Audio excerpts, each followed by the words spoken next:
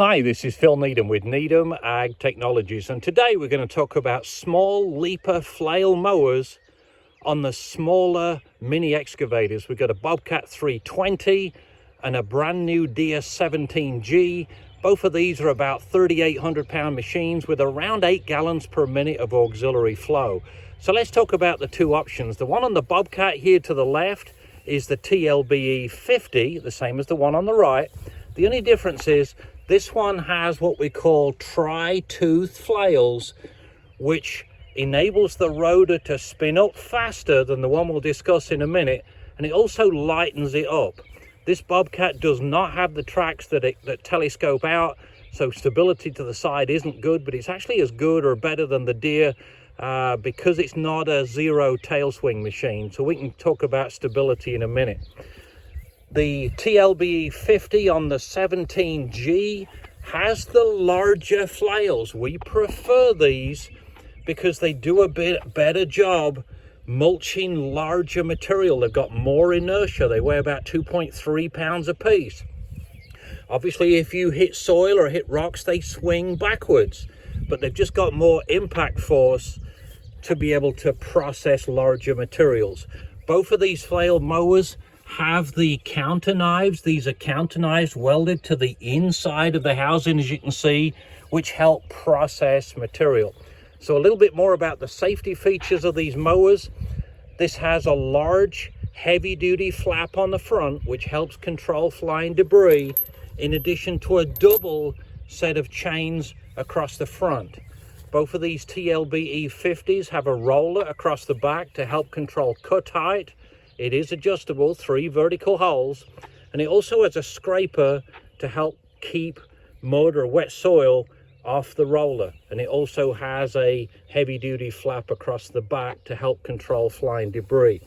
Obviously, from a safety perspective, you have to have some kind of screen wire or expanded metal. This is 1/2 inch by 1/2 inch screen wire, chicken wire, I guess. And you have to have something on these open station machines. It's pretty rare the flail mowers kick something up because most of the material is diverted downwards and back, but every now and again a rock or a piece of material can fly up. So you've got to have at least this plus safety goggles on the operator on these open station machines. So the 17G is obviously a newer machine. It's got a little bit more functionality from a point of view of hydraulic capacity and mowing while slewing and things. You can't track forwards and backwards with either of these machines because the track motors rob too much hydraulic capacity, but they're both very functional, just stationary, swinging left and right and mowing.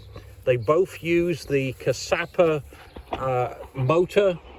It's got an anti-cavitational block, so it does not require a case drain.